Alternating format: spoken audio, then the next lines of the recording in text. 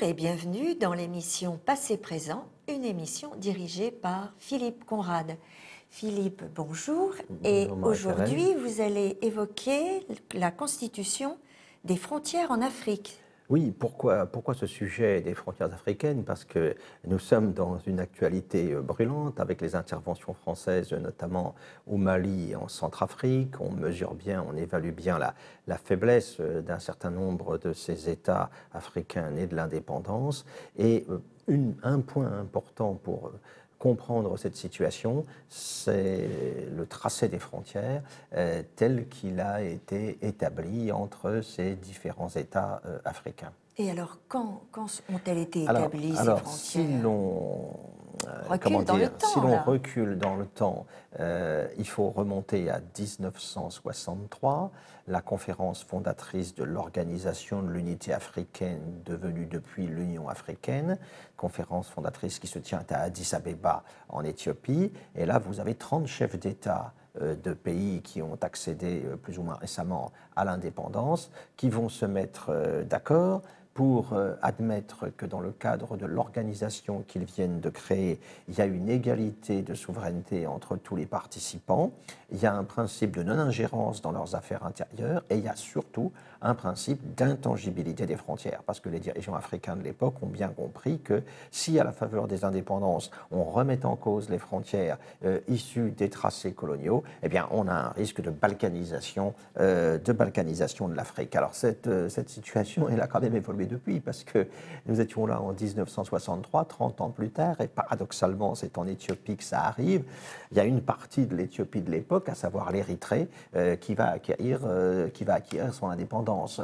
Il y a quelques années, c'est le Soudan du Sud qui a fini, après une guerre civile qui a commencé dès l'indépendance, pratiquement dès 1960, eh bien, qui a réussi aussi à obtenir son indépendance. Et l'on sait que dans divers pays, il y a des mouvements sécessionnistes, c'est le cas notamment au Mali avec les populations touareg du Nord. Il y a d'autres pays qui sont des pays multiethniques où la question se pose, et il apparaît clairement que de ce point de vue, les frontières africaines ont souvent un caractère artificiel dans le cadre de beaucoup d'États. Dans certains États, c'est une ethnie dominante qui s'impose aux minorités qui sont à sa périphérie. On a affaire en fait à des découpages territoriaux qui n'ont guère tenu compte des réalités ethniques et historiques. Oui, parce que comment ont-elles été fixées, alors, ces frontières?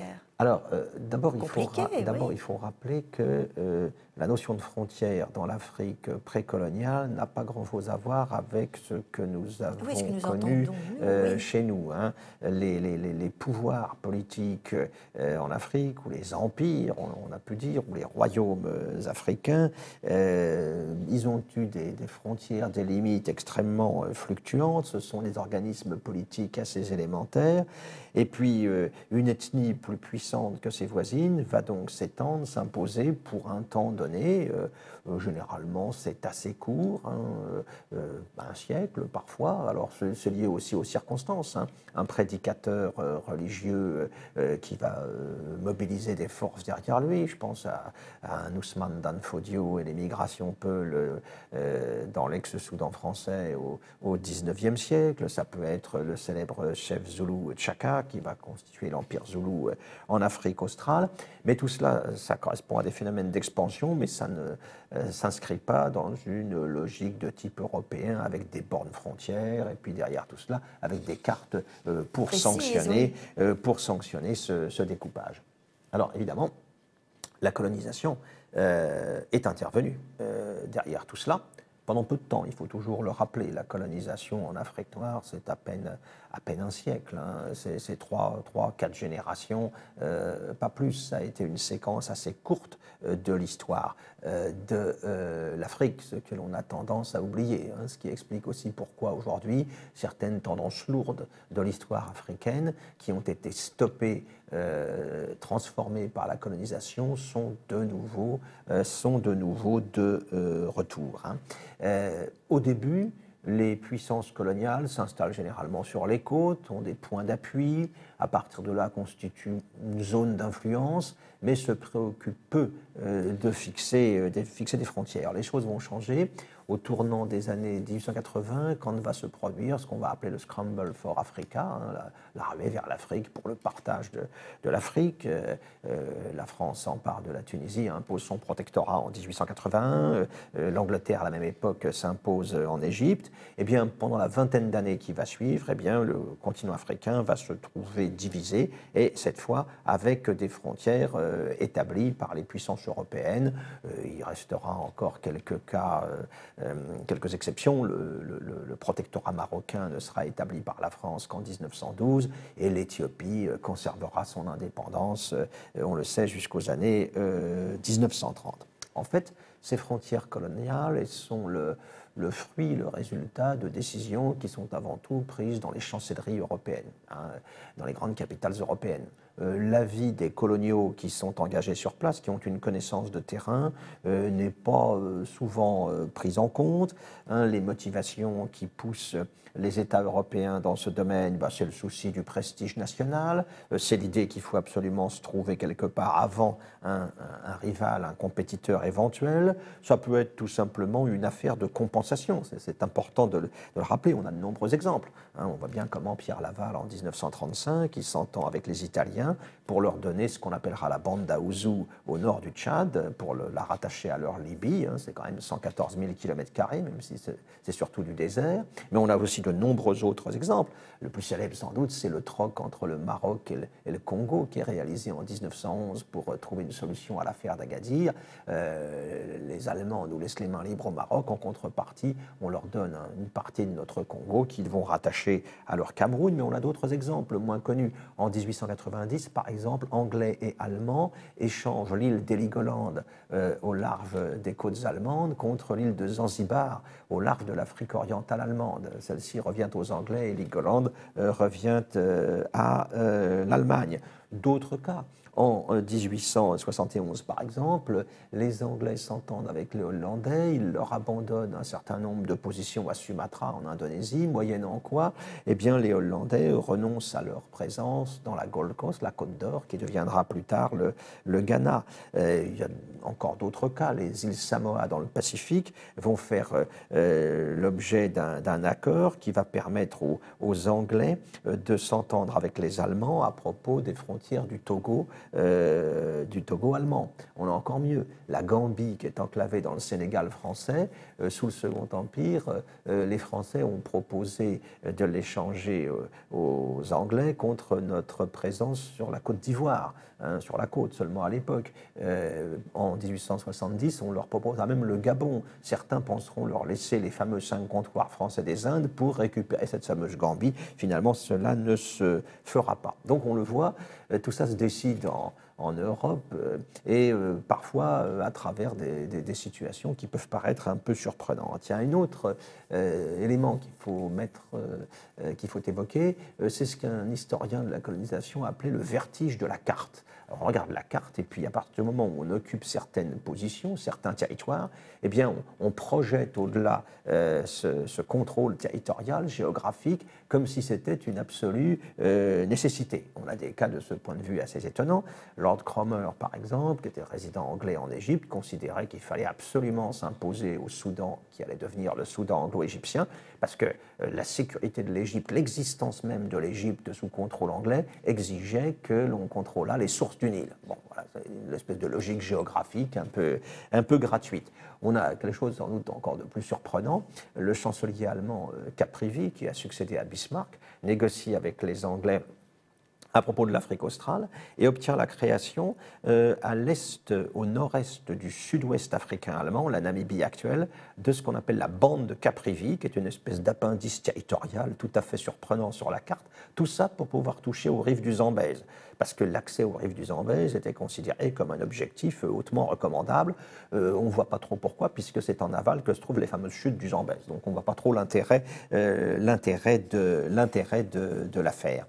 On met aussi en avant parfois la nécessité d'accéder à la mer. C'est comme ça que le Congo belge, d'abord l'État indépendant du Congo de Léopold II, qui deviendra le Congo belge, ensuite la République démocratique du Congo, puis le Zaïre, puis qui redeviendra République démocratique du Congo, eh bien on va lui donner une façade maritime entre l'Angola et puis l'enclave portugaise de Cabinda.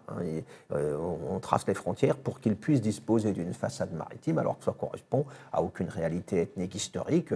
Sur toute cette partie de la côte, on a affaire à une population bien identifiée, c'est les populations Bakongo, qui ont même constitué un royaume à une certaine époque, donc il y a une identité là qui est en place, mais on n'en tient pas compte quand il s'agit d'avoir cette fameuse ouverture sur la mer.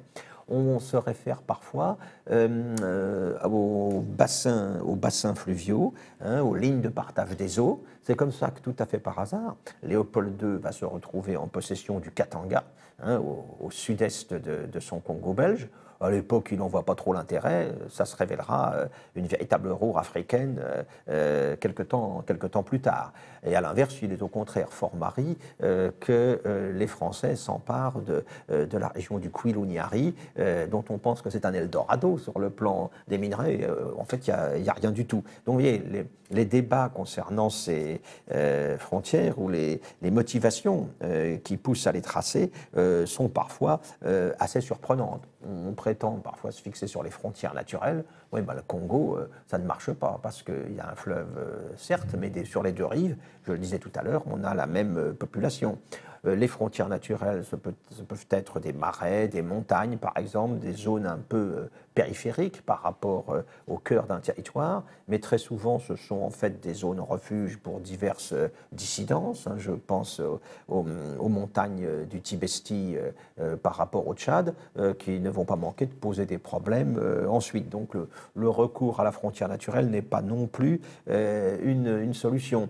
Dans les zones jugées désertiques ou peu habitées, on trace les frontières en suivant les parallèles et les méridiens. On voit la nature des frontières sur la carte de la Mauritanie, du Mali par exemple aujourd'hui, c'est pour le moins, ou du Niger, c'est pour le moins surprenant. Ces lignes transformées en frontières, ça ne tient pas compte par exemple de la diversité des populations qui peuvent se trouver enclavées dans un même territoire. Le Mali en fait la douloureuse expérience avec ses populations Touareg du Nord.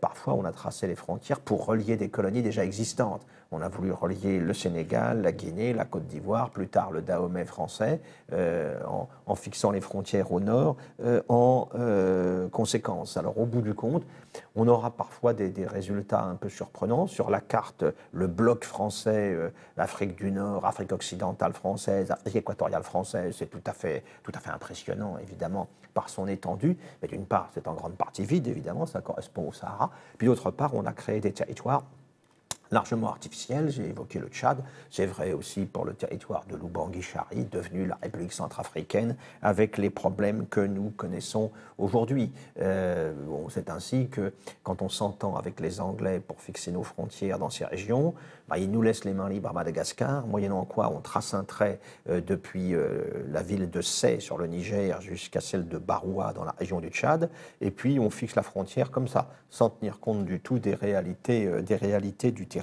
et un partage qui va d'ailleurs être extrêmement favorable évidemment aux Anglais. C'est à cette époque-là que les Anglais se frottent les mains en faisant valoir que le coq gaulois peut très bien s'user les ergots dans les sables du Sahara pendant qu'il récupère le gros de la mise avec ce qui deviendra leur fédération du Nigeria.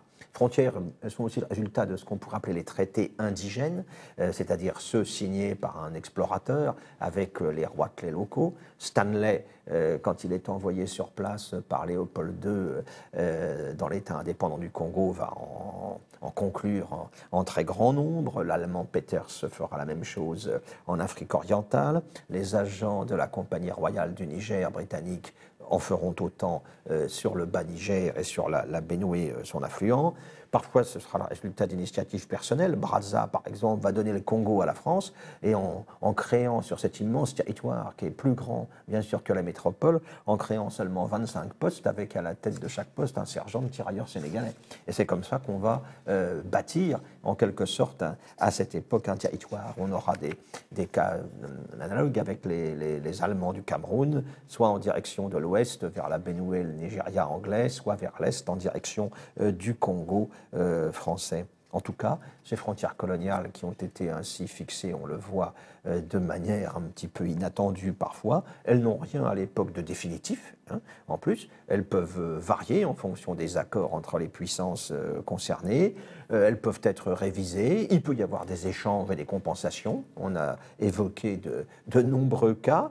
Or, la question, évidemment, c'est que ce seront des frontières qui seront celles des États indépendants ensuite.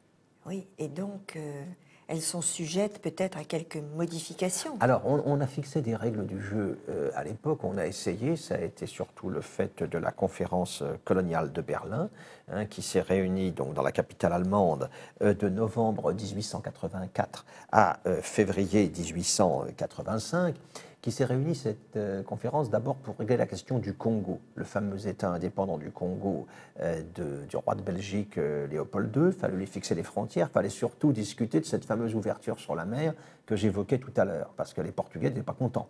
Ça coupait en deux les territoires qu'ils contrôlaient, ça créait l'enclave de Cabinda au nord de l'Angola. Les Portugais étaient mécontents, on n'en a pas tenu compte, le pauvre petit Portugal a été lâché par les Anglais dans cette affaire, et l'État indépendant du Congo a eu ces quelques dizaines de kilomètres de façade maritime qu'a conservé aujourd'hui le Congo ex-belge. Mais on a fixé aussi des règles à ce moment précis. Il était admis que quand une puissance européenne était présente sur la côte, elle pouvait s'avancer dans l'hinterland, dans l'arrière-pays, jusqu'à rencontrer une autre puissance déjà installée, moyennant quoi à ce moment-là on négociait pour fixer une frontière. C'est un petit peu cette conférence coloniale de Berlin qui a posé en quelque sorte les règles générales pour la fixation des frontières. Alors tout ça se faisant généralement au profit du plus fort. Hein. On voit par exemple les Anglais s'avancer à partir de l'Afrique australe, de leur colonie du Cap.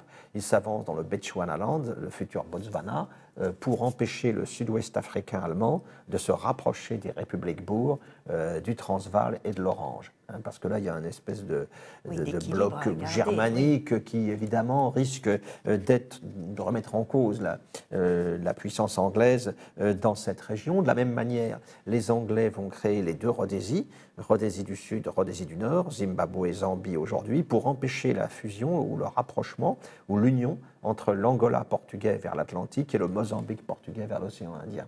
Donc, on le voit, ces frontières, elles sont fixées très souvent en fait en fonction du rapport des forces. Ces découpages ont un caractère tout à fait arbitraire, tout à fait circonstanciel, mais le problème, c'est que ces frontières sont devenues celles des États indépendants aujourd'hui. Oui. Parce qu'on a admis en quelque sorte lors des indépendances, et c'était surtout le fait des Français, que des territoires rassemblant des populations éventuellement diverses, qui avaient une histoire compliquée peut-être en amont, hein, ça correspondait à de vieux antagonismes. Pensez aux nomades Toubou du nord du Tchad par rapport aux sédentaires noirs du sud, les premiers réduisaient les autres en esclavage. Créer un État dans ces conditions, ce n'était pas une chose gagnée d'avance, oui. Évidemment. Seulement, on s'est placé dans une conception territoriale de la nation, volontariste de la nation, jacobine de la nation, que l'on devait construire autour d'un projet politique sans tenir compte du tout des héritages antérieurs, des identités qui étaient en place et sans tenir compte tout simplement de l'histoire. C'était fragile tout voilà. cela. Nous avions pourtant une expérience qui aurait dû nous dissuader de recourir à ce genre de procédé. C'est ce qui s'est passé après les traités de 1919 en Europe centrale et orientale. On a vu ce qu'est devenu la Yougoslavie, la Tchécoslovaquie, etc. Eh bien, on a recréé en Afrique quelque part, souvent, pas toujours, mais des États dont la viabilité n'était pas franchement évidente, hein, sans tenir compte du tout de l'histoire précoloniale qui pourtant pèse d'un poids déterminant pour expliquer l'évolution des choses. C'est l'un des grands problèmes que va devoir affronter l'Afrique du XXIe siècle en cours de construction. Merci beaucoup, Philippe.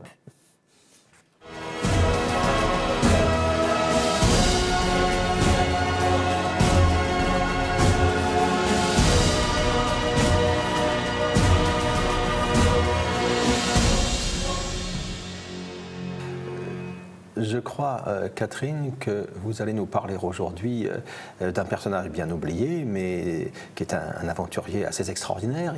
Il s'agit de Jean-Baptiste Barthélemy de Lesseps, l'oncle de Ferdinand, l'homme du canal de Suez, et qui a réalisé un exploit tout à fait extraordinaire au siècle précédent, puisque membre de l'expédition La Pérouse, il a été laissé sur les côtes du Kamtchatka pour venir rendre compte à Paris, en traversant la Sibérie, de l'évolution de cette fameuse expédition qu'avait voulu Louis XVI. Et oui, alors tout le monde connaît l'histoire de La Pérouse, ça serait trop long de la raconter aujourd'hui. C'est un homme extraordinaire, La Pérouse, et quelqu'un pour qui j'ai beaucoup d'estime. Et vous savez qu'on a retrouvé, il n'y a pas si longtemps que ça, des restes de son bateau, donc on sait à peu près ce qui lui est arrivé. Mais en tout cas, la dernière chose quasiment qui est dite Louis XVI le matin de sa mort, c'est « A-t-on des nouvelles de Monsieur de La Pérouse ?» Alors, moi, je vais vous parler de son messager. Son messager, c'est effectivement Jean-Baptiste de Lesseps, Jean-Baptiste Barthélemy. Alors, c'est un brillant jeune homme. Il est né en 1766 en France, mais il va passer son enfance à Hambourg et à Saint-Pétersbourg. Et à 12 ans, il parle parfaitement, outre le français, l'allemand et le russe. Et il parle même espagnol au passage. Et il a un don inné pour la diplomatie. Il sera un jeune diplomate totalement brillant. Il va être remarqué par le comte de Ségur, qui est ambassadeur en Russie, et par Fleuriot de Langle, qui est le second, peut-on dire, de La Pérouse. Et La Pérouse va le prendre dans son expédition comme interprète, en se disant « Je vais aller jusqu'au Kamtchatka, j'ai besoin d'un interprète pour parler russe ». C'est ce qui va se passer. Donc ils partent le 1er août 1785. Ils font un périple extraordinaire. Ils passent par le Cap Horn, ils remontent par la Corée, etc. Et ils arrivent avec 2 bateaux, donc l'Astrolabe et la Boussole. Ils arrivent dans cette fameuse presqu'île de Kamtchatka, où il y a une ville, ma foi, Saint-Pierre-Saint-Paul, Petropavlovsk en russe, qui est relativement récente. Elle a une quarantaine d'années. Elle a été fondée parce que 2 bateaux qui s'appelaient le Saint-Pierre et le Saint-Paul, 2 bateaux russes, sont arrêtés là. Et là, La Pérouse va lui dire à ce jeune de Lesseps, qui a une vingtaine d'années, qui est un tout jeune homme, eh bien, je continue mon périple, mais sans vous, et vous allez apporter toutes mes notes, tout ce que j'ai comme relevé, comme carte, tout ce que j'ai fait jusque-là, 2 ans d'expédition déjà quand même. Vous allez à pied jusqu'à Paris, en traversant la Sibérie, la Russie, etc. Voilà, bonne chance. Alors, ce merveilleux jeune homme, Jean-Baptiste de Lesseps, va raconter tout ça dans ses mémoires.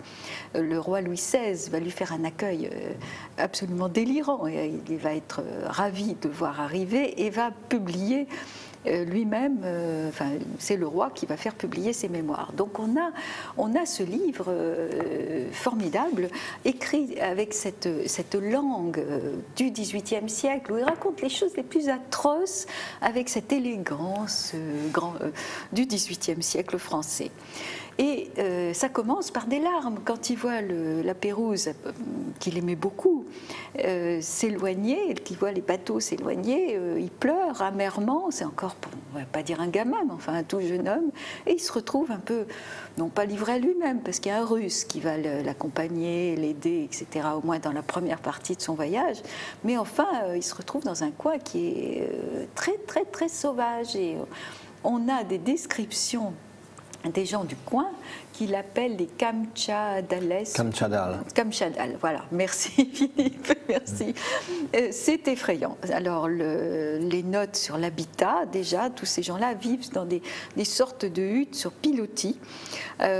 Pourquoi Peut-être pour éviter les animaux sauvages, mais pas forcément d'animaux sauvages.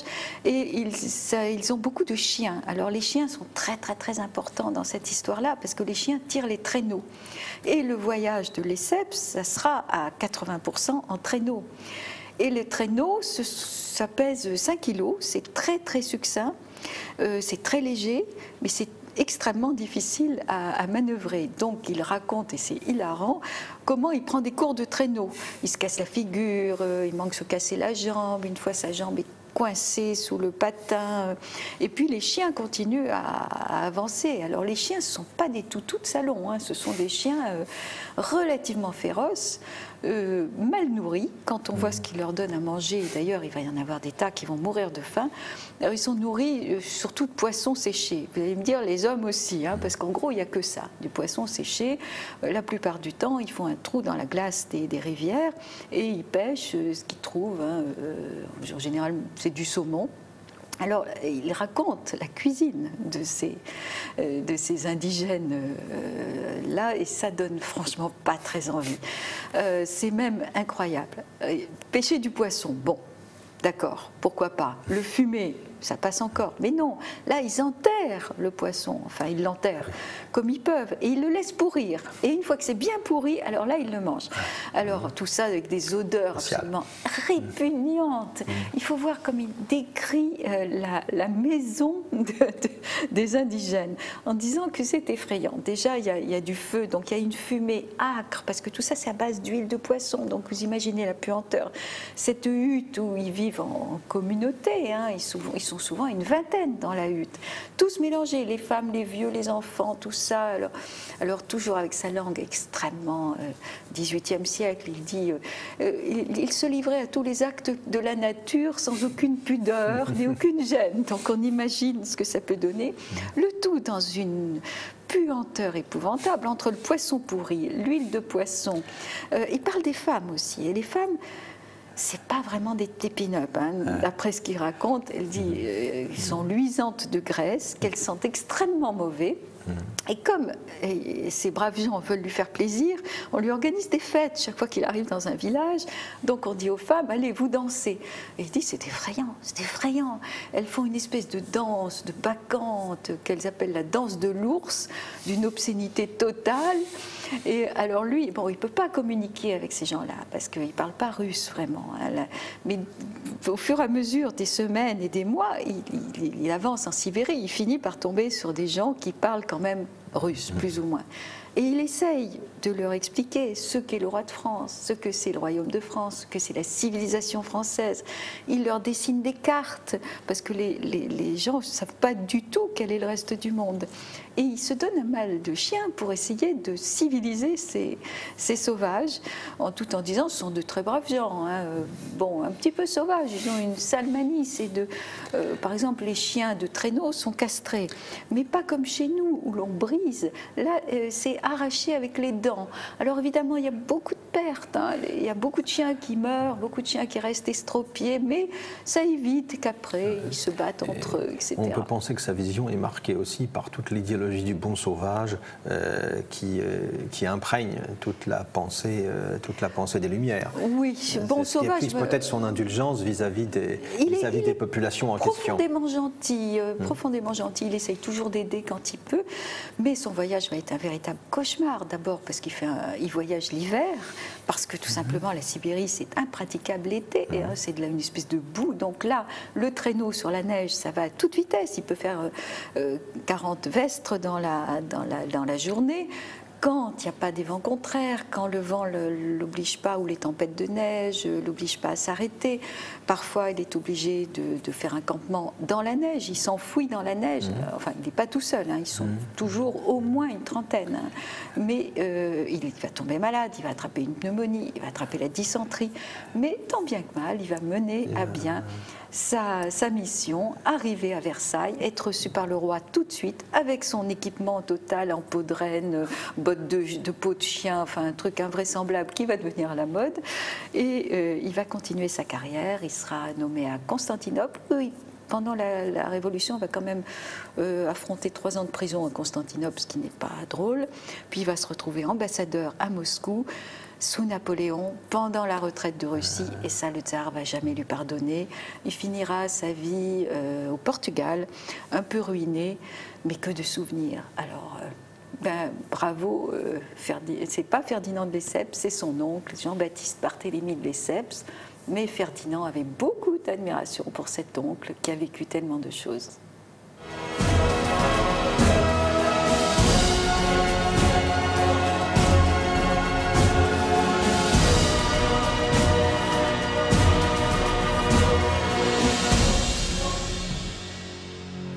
L'émission Passé-Présent continue et cette partie-là est dirigée par Jean-Pierre Thurberg. Et nous avons une invitée prestigieuse aujourd'hui, Jean-Pierre. Nous avons une invitée prestigieuse et qui vient de loin, puisque Elisabeth Grinal, qui est présente sur ce plateau, vient d'Australie. Elle ne vient pas simplement pour faire du tourisme. Je crois d'ailleurs qu'elle a très peu de temps pour faire du tourisme. Elisabeth Grinal, qui est, alors je cite son titre exact, et puis après je m'efforcerai de donner une traduction, qui est Fellow of the Australian Research Council, ce qui en gros me semble être à peu près l'équivalent du CNRS pour l'Australie. Elisabeth Grinal est chercheuse en histoire, spécialisée dans la Première Guerre mondiale, et plus spécialisée encore, nous allons en parler, dans l'histoire et le rôle du maréchal Foch. Et Elisabeth Grinal est parmi nous parce qu'elle est à Paris, comme tous les ans, pour faire des recherches très sérieuses au château de Vincennes, au service historique de la Défense, dans les services d'archives du ministère des Affaires étrangères, à la Bibliothèque nationale, etc. etc. Bienvenue. Merci. Merci de nous consacrer un peu de votre temps très précieux. Je vous remercie de votre invitation. Je sais que vous courez d'une bibliothèque à une autre, donc c'est un sacrifice que nos téléspectateurs apprécieront. Est-ce que vous pouvez nous dire, ça paraît un peu paradoxal, une belle expression en anglais qui dit « apporter du charbon à Newcastle ». En gros, quand on va quelque part et qu'on y apporte ce que les gens du coin font très bien, est-ce qu'il y a une raison qui fait, pardonnez-moi, que vous avez entrepris d'être plus spécialisé en histoire de France, vous qui venez d'Australie, et je crois que vous êtes d'origine anglaise? Oui, en effet, je suis d'origine anglaise, mais je suis partie en Australie après mon mari. On lui a donné un poste à l'université, Australian National University à Canberra, donc je l'ai suivi. En Angleterre, j'enseignais le français. J'avais fait une licence de français. Cela s'entend. Si vous me permettez, vous avez un français parfait. Et je crois que beaucoup de Français peuvent être envieux de la qualité de votre français. Vous êtes trop gentil, trop aimable. En arrivant en Australie, je me suis dit, pourquoi apprendre le français aux élèves australiens, n'est-ce pas? Ils ne vont jamais en France. Donc, j'ai décidé de trouver autre chose et j'ai trouvé un emploi comme chargé de recherche à la Australian Defence Force Academy, où je travaille toujours. C'est une des branches du ministère de la Défense qui forme, je crois, des sous-officiers, des officiers, les officiers, des aspirants. Oui, c'est un système assez... un système unique, je crois, dans le monde. Les officiers aspirants, ils font à la fois leur formation militaire et une licence. Ils font tout ça en même temps. Je ne sais pas comment ils le font parce que c'est du travail. Oui. Donc, l'Australian Defence Force Academy, c'est l'institution où tout ça se passe.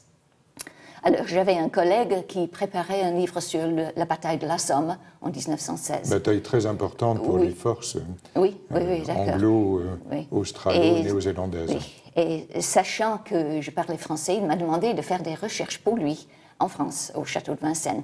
Ce que j'ai fait. Et je me suis dit, c'est très intéressant ça. Donc, j'ai fait un doctorat.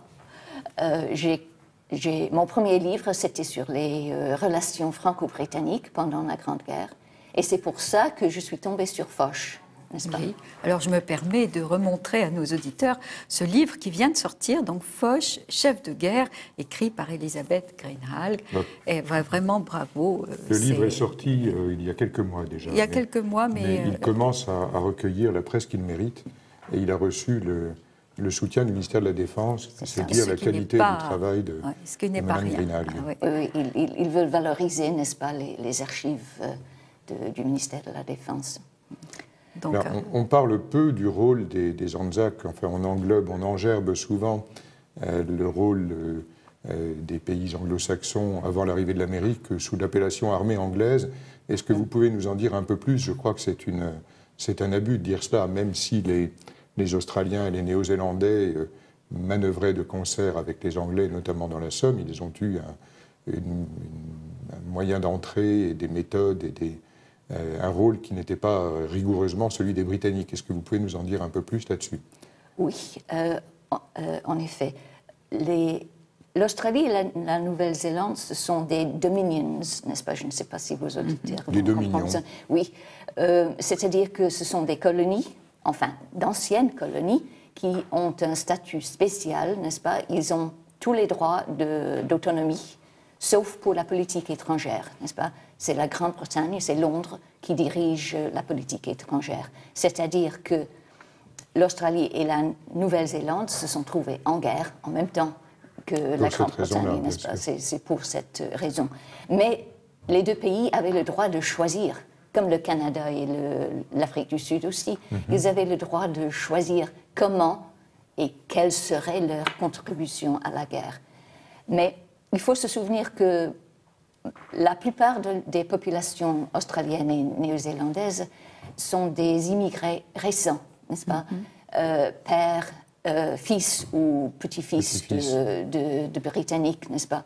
Donc ils se vivent encore en fait comme des sujets de Sa Majesté la britannique. mère patrie, c'était toujours l'Angleterre, n'est-ce pas? On se croyait australien ou néo-zélandais, mais la mère patrie, c'était la Grande-Bretagne, n'est-ce pas? Le pays de leurs aïeux, si vous voulez. Donc, à la déclaration de la guerre, on a ressenti tout de suite que vraiment on allait défendre. Il y a une phrase très célèbre dite par le leader de l'opposition, parce qu'en 1940, c'était une élection fédérale, n'est-ce pas, en Australie.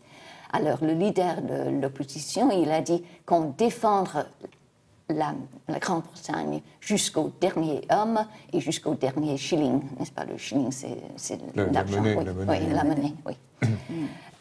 Donc, avant la fin de 1914, il y avait 20 000 Australiens, 8 000 Néo-Zélandais qui s'étaient portés volontaires. Alors oui, c'est très important de le dire, il n'y avait pas de conscription. Il n'y avait pas de conscription. Les Anzac, comme on les appelle, ce qui est un acronyme pour Australiens et Néo-Zélandais, étaient tous volontaires, ce qui est absolument remarquable. Et les Australiens sont restés volontaires jusqu'à la fin de la guerre, n'est-ce pas? Il n'y a jamais eu de conscription. Alors que les Néo-Zélandais... Tandis que les Néo-Zélandais, oui, ils ont été obligés pour...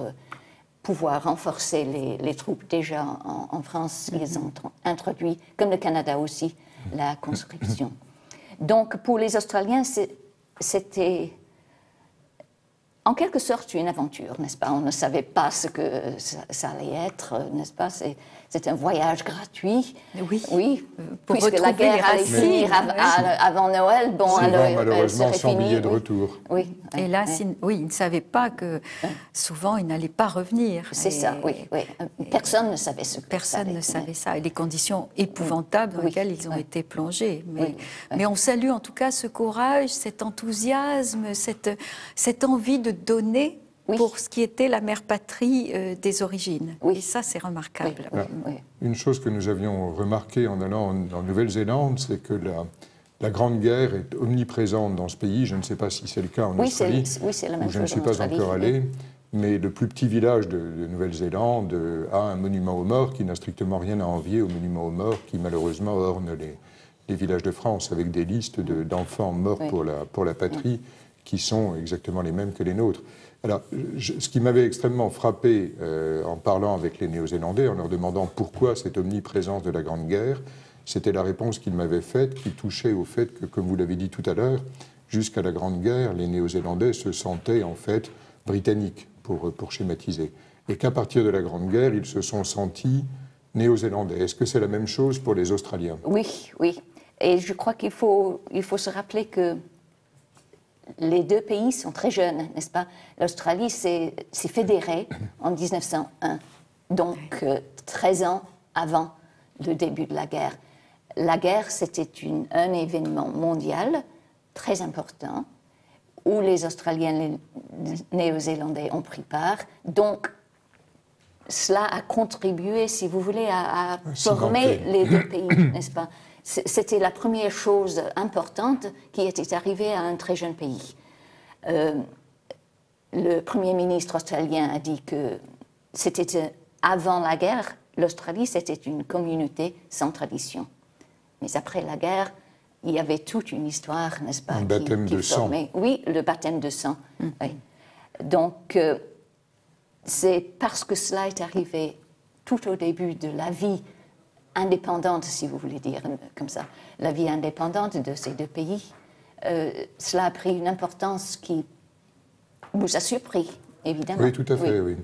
Alors, Comment cela s'est-il passé concrètement? Est-ce qu'on a fait des annonces dans les villages en disant les volontaires sont appelés à s'enrôler? Est-ce qu'il y a eu un gros effort de communication qui a été fait? Ou est-ce que c'était quelque chose d'assez spontané? Non, c'était tout à fait spontané. Il y avait des bureaux de recrutement dans les grandes villes, n'est-ce pas?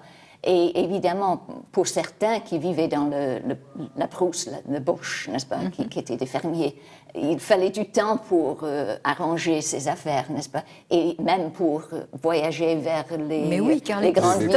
Oui, parce que on n'a pas ici l'idée des distances de l'Australie. Il y a 3 heures de décalage horaire entre l'Est et l'Ouest de l'Australie. Incroyable. Oui. Donc, un pays-continent. Oui, c'est un continent. Oui. Oui. Donc, les bureaux de recrutement ont ouvert leurs portes, les gens ont afflué, on a fait des examens médicaux et à la fin, après 2-3 semaines, n'est-ce pas, il y avait tout ce qu'on demandait. On demandait 20 000 hommes à l'Australie et presque 8 000 hommes à la Nouvelle-Zélande. Et ils s'étaient présentés. C'était complet. Oui, complet. Ça en dit long sur tellement complet qu'on a un deuxième contingent australien est parti à la fin de 1914. Alors oui, je crois que l'embarquement du gros des troupes date du 1er novembre. Oui, c'est ça, le débarquement final. Les Néo-Zélandais sont partis plus tôt, n'est-ce pas? Ils ont rejoint Sydney et Melbourne, les ports de la côte Est. Mais les croiseurs allemands rôdaient toujours dans les océans. Donc on n'a pas voulu risquer, n'est-ce pas, cette partie de la population jeune masculine des deux pays, n'est-ce pas, si on risquait d'être écoulé par un bateau allemand. Donc on a attendu. L'embarquement s'est fait sur la côte ouest. Et l'embarquement final s'est fait sur la côte ouest, oui, à Albany, dans la West Australia. Donc le 1er novembre, quelle était la destination des convois qui partaient avec ces 20 000 hommes à bord? Est-ce qu'ils arrivaient à Saint-Nazaire? Non, pas du tout. Non. Ils ont traversé l'océan Indien, ils sont arrivés à Aden. On dit Aden en français, Aden. oui. Aden, oui. Et puis on a traversé le canal de Suez, n'est-ce pas, pour entrer dans la Méditerranée. À ce moment-là, il y avait tellement de volontaires en Angleterre. Il y avait un contingent canadien qui venait d'arriver. L'Angleterre était complète. Il n'y avait plus de place, vraiment. Oui, bien sûr. Parce que la plaine de Salisbury, où s'entraînaient ces hommes, ces militaires, c'était une mer de boue. Alors, ce n'était pas la peine d'apporter encore des milliers d'hommes, des militaires, des volontaires. Surtout des volontaires qui venaient d'un été austral, n'est-ce pas? Oui, les pauvres. Alors, on a décidé de les retenir en Égypte. Et c'est là qu'on les a formés, en fait. Oui, on les a entraînés. On les a formés, oui. On a construit 2 camps énormes près des pyramides. Et c'est là qu'on a formé les Anzacs, comme on les appelait. Et le climat devait être plus proche de ce qu'ils connaissaient. Oui, c'est ça. Mais ils se plaignaient de la chaleur quand même. Enfin, la première partie de la promesse était remplie puisqu'ils ont vu du pays.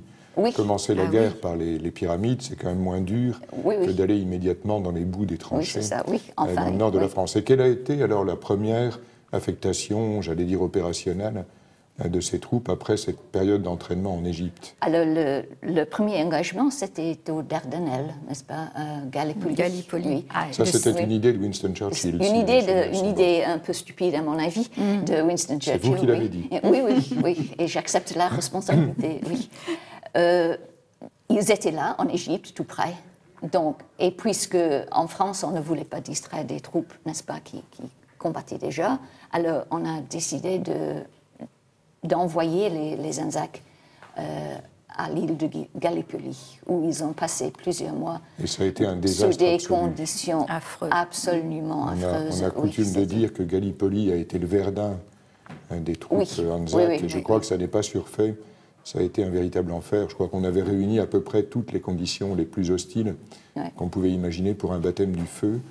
Et effectivement, si je reviens aux Néo-Zélandais, j'ai le souvenir d'avoir entendu dire que Gallipoli était le lieu de naissance réelle de la Nouvelle-Zélande. C'est là que s'est forgée cette unité nationale, malheureusement, dans le sang et la douleur. Parce qu'il y avait les journalistes, comme le père de Rupert Murdoch, n'est-ce pas, le Keith Murdoch, et Ashmead Ellis Bartlett aussi, qui envoyaient des rapports très détaillé, n'est-ce pas? Alors, on savait très bien en Australie et en Nouvelle-Zélande ce qui se passait, n'est-ce pas? On savait. Mais et là, ça n'était plus du tout une promenade de santé. Non, non. Malheureusement, c'est un des aspects de la Grande Guerre qui est un peu méconnu en France.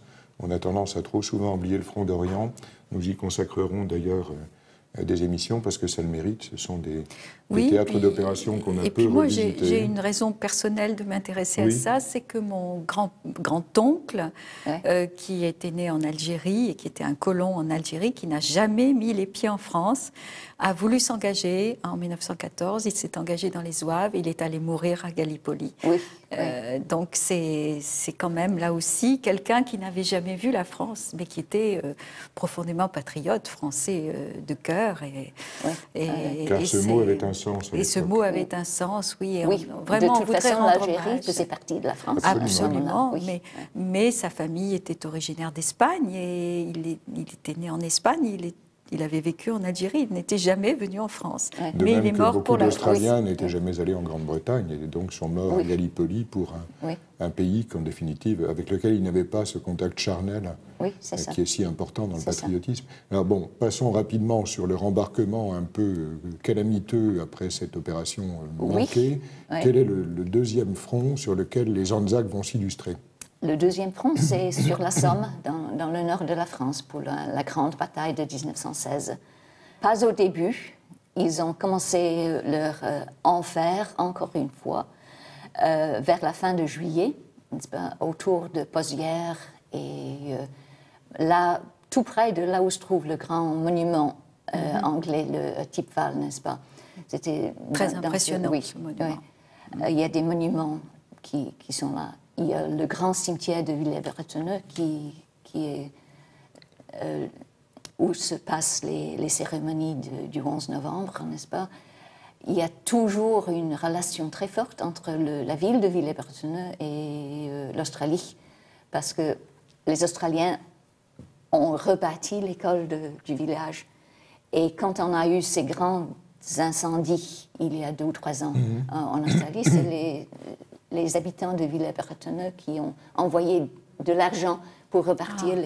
Donc le lien est toujours très fort entre ces... Et c'est bien, puisque tellement d'Australiens sont enterrés là, donc c'est bien. Oui, c'est un cimetière énorme. Donc ça doit attirer des familles qui viennent peut-être quand elles peuvent, parce que évidemment c'est loin, mais j'imagine qu'elles viennent avec beaucoup de piété sur la tombe du grand-père. 1,5 million de visiteurs australiens en France sur les champs de bataille, par an. C'est beaucoup. Ce qui est colossal. Oui. Je ne suis pas sûre que les Français pour les Britanniques eux-mêmes, n'est-ce pas? Parce qu'avec l'Eurostar, c'est... Pour les Australiens, c'est quand même un peu plus long. Oui, c'est quand même un peu plus long. 23 heures d'avion, je crois. 24 heures, 24 heures depuis Brisbane aussi. Et puis plus cher aussi pour venir.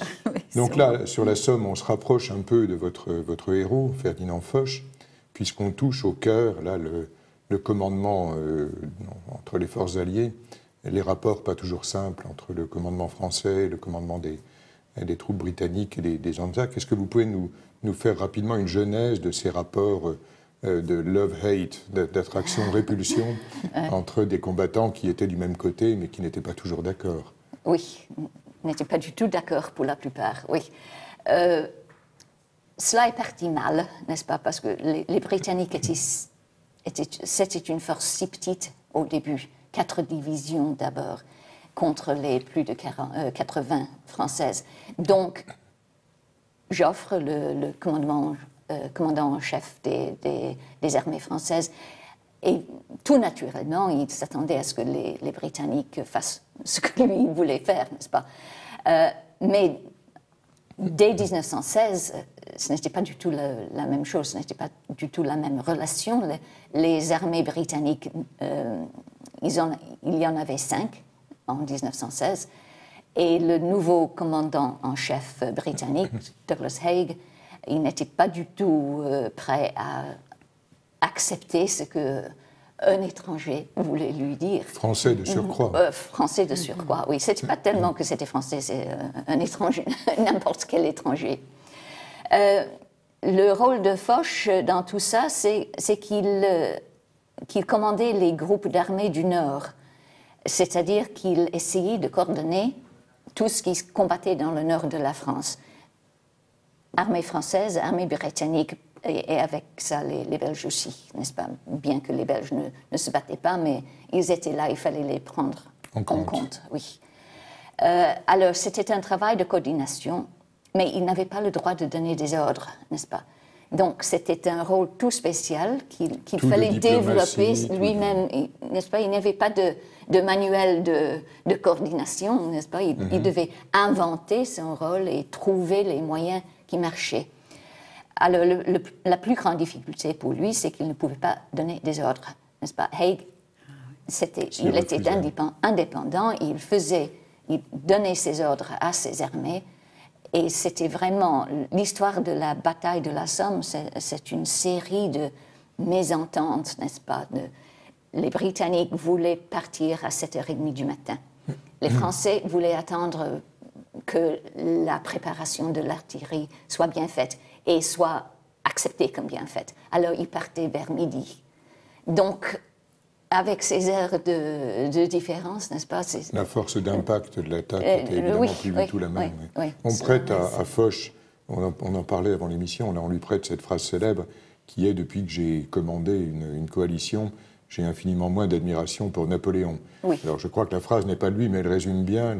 Oui, il résume bien le contexte de cette bataille, n'est-ce pas? Alors, dites-nous un peu d'où vient Foch, parce que le paradoxe, ça aussi nous en parlions avant l'émission, le paradoxe c'est que Foch, qui a son avenue ou sa place dans à peu près toutes les localités de France, qui a quand même été maréchal de France avant la fin de la guerre, est finalement assez peu connu si on le compare à d'autres personnages comme Joffre, qui a monopolisé pendant longtemps les feux de la Rampe, ou même à Pétain, le vainqueur de Verdun et la légende qui va avec. Foch est relativement en retrait. Est-ce que vous pourriez nous retracer un peu la carrière de cet homme assez atypique, en définitive? Oui, enfin, il est tout à fait atypique. D'abord, il n'a pas commandé des troupes en campagne, n'est-ce pas? C'est plutôt un professeur. Un officier d'état-major. Un officier d'état-major, oui. Ce qui fait déjà un premier paradoxe, n'est-ce pas? Parce que professer la guerre avant de la pratiquer, c'est faire sens inverse. Il n'avait même pas de carrière coloniale, il n'avait même pas... Non, il n'avait pas... Joffre avait fait les colonies, mais pas... Joffre et Gallieni avaient fait Madagascar. Joffre et Gallieni, oui, c'est ça, oui. Mais Foch, vraiment, il manquait d'expérience. Au début de la guerre, il commandait le 20e corps à Nancy, n'est-ce pas? Et le rôle la tâche de ce corps, c'était de protéger la couverture des armées françaises dans ce coin-là de la France. Il s'est retrouvé, je crois, en porte-à-faux par rapport à Castelnau. Oui, autre, tout à fait, oui. Figure un peu injustement oubliée. Oui, il faudrait faire un nouveau travail sur Castelnau, me semble-t-il. Il y a un beau livre écrit par le général Yves Gras sur Castelnau. Mais qui n'a pas de successeur. Oui, qui n'a pas de successeur. Il paraît que Foch a refusé, consciemment ou inconsciemment, à obéir aux ordres de son supérieur, Castelnau. Et la bataille de Morhange, c'était le résultat de son désobéissance. Foch a toujours clamé qu'il n'avait pas reçu d'ordre, mais je crois que vraiment c'était... Castelnau avait dit qu'il fallait s'arrêter, pas avancer. Et lui a foncé. Mais Foch, il avait déjà donné ses ordres pour avancer. Mais les Allemands ont surpris, n'est-ce pas? Mais là, le différent entre Foch et Castelnau, on ne peut pas dire que c'était un différent idéologique ou politique, puisqu'ils étaient l'un comme l'autre catholiques, l'un un peu plus fervent que l'autre. C'était strictement des différences, j'allais dire, d'école dans la façon de mener la guerre. Foch, avant-guerre, faisait partie de ces officiers supérieurs et même officiers généraux qui disaient qu'il fallait attaquer à outrance, que la force d'impact avait suffisamment de poids pour etc. Et en fait, comme vous le soulignez, c'est un peu paradoxal pour un officier qui lui-même n'avait pas d'expérience. Je ne sais même pas s'il avait connu le feu avant la guerre de 14. Non. Donc, c'est incroyable. Des manœuvres, c'est tout. Donc c'est un intellectuel, on peut dire. Un intellectuel, oui. Et cela, c'est important parce que important, ce que Foch a fait et ce que beaucoup d'autres n'ont pas fait, c'est de penser à ce qu'il faisait, n'est-ce pas? C'est plus facile de penser quand on est à l'état-major que quand on est dans la tranchée. Oui, d'accord, oui, mais les états-majors n'étaient pas dans les tranchées, n'est-ce pas? Les pauvres soldats, les pauvres camps du front, comme on disait, n'avaient pas à penser comment conduire une bataille, n'est-ce pas? Non, ils allaient, on leur disait d'aller, bien sûr. Je lui dis va, il va, je lui dis viens, il vient. C'était effectivement le rôle de l'état-major que de décider. Et donc Foch, un peu comme ces chevaux qui partent du diable au Vauvert, comme dans l'histoire célèbre, va remonter tout le handicap qu'il a en définitive au début de la guerre, parce qu'il n'est pas auréolé de succès militaire, il n'est pas médaillé, il n'est pas plus connu que cela du grand public. Il va remonter incroyablement tout ce handicap pour terminer la guerre, finalement, en figure de proue des forces alliées. Et quelles sont les qualités personnelles, à part cette faculté à penser la guerre que vous venez de signaler, quelles sont les facultés qui, selon vous, expliquent ce succès incontestable sur le plan individuel et même sur le plan collectif? Je crois qu'on peut le créditer, comme vous le disiez, d'avoir mis un peu de cohérence dans ces forces coalisées qui n'en avaient pas beaucoup à son arrivée. Oui. D'abord, je crois qu'il faut signaler son énergie. C'est pour ça qu'il a reçu sa première promotion, n'est-ce pas, en 1914. Il était énergique, il pensait, il avait une vision. En 1918, il avait une vision stratégique qui répondait aux faits sur le terrain, n'est-ce pas? Il n'essayait plus de faire une percée quelconque, n'est-ce pas, ce qu'on essayait de faire au début, oui. Mais il a compris que pousser toujours sur le même endroit, c'était inutile.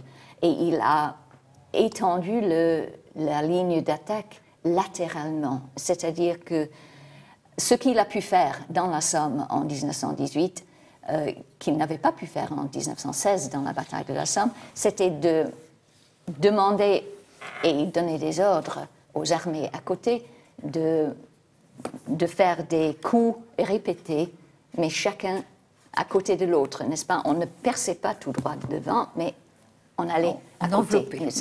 Et c'est pour ça que, éventuellement, les Allemands ont crié « Halt ». Ils ont demandé l'armistice, n'est-ce pas? Quelle était la position de Foch tout à fait à la fin de la guerre, quand certains chefs de guerre français ou alliés voulaient pousser notre avantage et envahir l'Allemagne, tandis que d'autres disaient « mais non, l'armistice est là, nous avons perdu assez d'hommes, arrêtons-nous ». Quelle était sa position sur ce point crucial, puisqu'il va déterminer en gros le sort de la paix ou de la non-paix en Europe jusqu'à la Deuxième Guerre mondiale? Oui, effectivement, il est censé avoir dit que l'armistice, le traité de Versailles, ce n'était pas la paix, c'était un armistice pour 20 ans. Et il avait étonnamment raison. Donc il était favorable à une offensive poursuivie? Non, pas du tout. Non, pas du tout. C'est Pétain qui a clamé après la guerre que vraiment il aurait voulu faire, parce qu'il avait préparé une offensive en Lorraine pour le 14 novembre, n'est-ce pas? Donc trop tard. Mais Foch, il a toujours dit qu'il a accepté l'armistice parce qu'avec ça, il gagnait les 3 têtes de pont sur le Rhin sans dépenser un homme, même une goutte de sang, n'est-ce pas? Il a toujours dit qu'il fallait, si on pouvait arriver à ce qu'on voulait, n'est-ce pas? C'est-à-dire arrêter les Allemands, leur empêcher de continuer la guerre et occuper du terrain allemand. Si on peut faire ça avec un armistice, pourquoi continuer à se battre? Quel est le regard que l'historienne que vous êtes porte sur ce qui semble être une double méprise, en fait, d'un côté comme de l'autre? D'un côté, les Alliés disent on a assez perdu d'hommes, on a assez versé de sang, et on va établir la paix, et puis très bien. Et de l'autre côté, les Allemands profitent du fait que les armées françaises ne les ont jamais réellement défaits sur le terrain pour forger cette légende de la paix concédée par des civils au prix d'une trahison. Quel est le regard que vous portez sur ces deux thèses? Oui, je crois que même si les armées françaises et alliées avaient pénétré en Allemagne, en terre allemande, il y aurait toujours certains Allemands militaires qui n'auraient jamais accepté la défaite. Oui. Même si le Kaiser lui-même était venu à Compiègne pour signer en personne, enchaîné, comme Henri... comme certains l'avaient rêvé. Oui, comme c'était fait. Même si cela était arrivé, il y aurait certains qui Qui aurait qui dirait, continué, ouais. Vraiment, on n'était pas... Ce n'est pas la défaite, n'est-ce pas? C'est la faute des autres, c'est quelqu'un d'autre qui a causé ça. Alors, même si Pétain avait fait son offensive en Lorraine le 14 novembre 1918, ça n'aurait pas changé, même, ça n'aurait changé rien. Ouais. Alors, l'émission est presque terminée. Juste un petit mot sur son caractère. Est-ce que c'était un homme aimable? Il était marié, je crois, à une cousine de Fulgence Bienvenue, célèbre par son métro. Le père du métro. C'était un couple heureux. Ils ont eu 4 enfants. Il a perdu un fils à la guerre. Il a perdu un fils et un gendre. Et un gendre. Donc, une famille très touchée elle-même. Non, les lettres qu'il a écrites à sa femme pendant tout le long de la guerre sont une source formidable pour comprendre le caractère de Foch. Oui. C'était un couple très uni, n'est-ce pas? Il l'appelait ma chère Seth. Et il signait chaque lettre Ton Ferdi. Oh, c'est mignon. Oui, oui. C'est mignon. Évidemment, c'était une femme intelligente. Elle comprenait, n'est-ce pas, ce qui se passait. Elle a écrit aussi un journal qui nous révèle ce que Foch lui disait. Donc, c'était un mariage très heureux, très uni. D'accord. Une famille grande catholique. Douleur pour la perte de leur fils. Oui. Et de leur gendre. Oui. Et de leur gendre aussi. Tu es tout de suite, au mois d'août 1914. Oui, le 22 août. Oui, c'était la journée la plus... La journée noire. La journée noire pour l'armée française. Terrible journée, oui. Bien, écoutez, je crois que l'émission va se terminer. Alors, moi, je veux vraiment inciter les gens à voir votre livre. C'est tellement rare d'avoir une Australienne qui écrit sur notre histoire. Et qui écrit bien et des choses intéressantes. Juste une dernière question. Est-ce que vous avez l'espoir de trouver encore des choses inédites ou non dites dans les archives que vous écumez en ce moment, madame? Sur Foch, je ne crois pas. Non, je crois que tout est là. Il y a les brouillons de ses mémoires sont là. Il y a un fonds Végan qui est très riche, lui qui a gardé beaucoup de papiers. Ça me surprendrait. Ce qu'il faut chercher, ce qu'il faut trouver, c'est les cahiers du maréchal Fayolle, Émile Fayolle, parce qu'il y a une petite sélection qui a été publiée, mais qui ne représente pas, mais qui représente très peu. Alors, on va lancer l'appel. On va lancer l'appel. Si quelqu'un de nos auditeurs savent où se trouve tous les spectateurs que nous avons convertis à l'histoire, qui rêvent de se lancer dans des recherches, voilà une piste extrêmement intéressante. En tout cas, bravo, madame. Merci beaucoup. Et merci d'être venue à TV Liberté aujourd'hui. C'était vraiment un plaisir et un honneur. Et puis, chers amis, nous vous donnons rendez-vous la prochaine fois. Vous aimez l'histoire? C'est ici qu'il faut venir. Passez présent. À bientôt.